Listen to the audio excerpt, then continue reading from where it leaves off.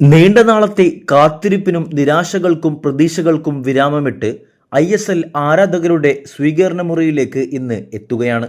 കേരള ബ്ലാസ്റ്റേഴ്സിന്റെ മത്സരത്തോടെ സീസൺ ആരംഭിക്കുമ്പോൾ കരുത്തരായ മോഹൻ ബഗാനാണ് എതിരാളി. അവരുടെ തട്ടകത്തിൽ വൈകിട്ട് 5 മണിക്ക് മത്സരം അരങ്ങേറുമ്പോൾ ബ്ലാസ്റ്റേഴ്സിന്റെയും മോഹൻ ബഗാന്റെയും ടീമിനെ കമ്പയർ ചെയ്യുന്നത് വലിയ മണ്ടത്തരമാകും.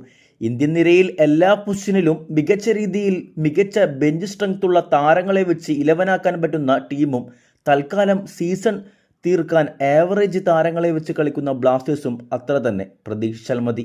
ഇനി ബിരിയാണി കിട്ടിയാലോ നോക്കാം.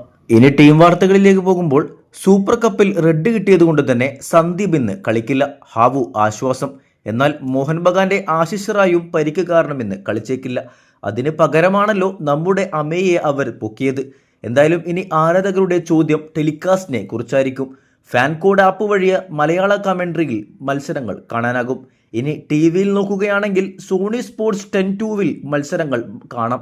പക്ഷേ ടി വിയിൽ മലയാളം ചാനൽ ഏതാണെന്ന് ഇതുവരെ സത്യമായിട്ടും മനസ്സിലായിട്ടില്ല.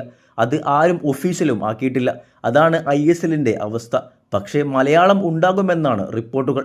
സോ ലാസ്റ്റ് ടൈം അറിയാനാകുമെന്നാണ് പ്രതീക്ഷ. അതാണല്ലോ ഇവിടുത്തെ അവസ്ഥ.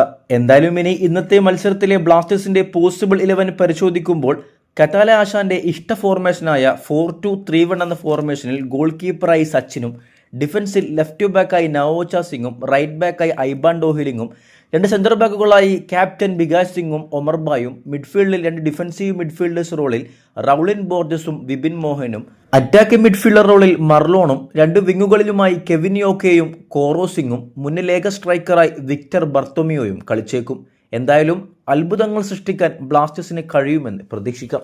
വീഡിയോ അവസാനിക്കുന്നു. കൂടുതൽ കേരള ISL വാർത്തകളുമായി അടുത്ത വീഡിയോയിൽ കാണാം.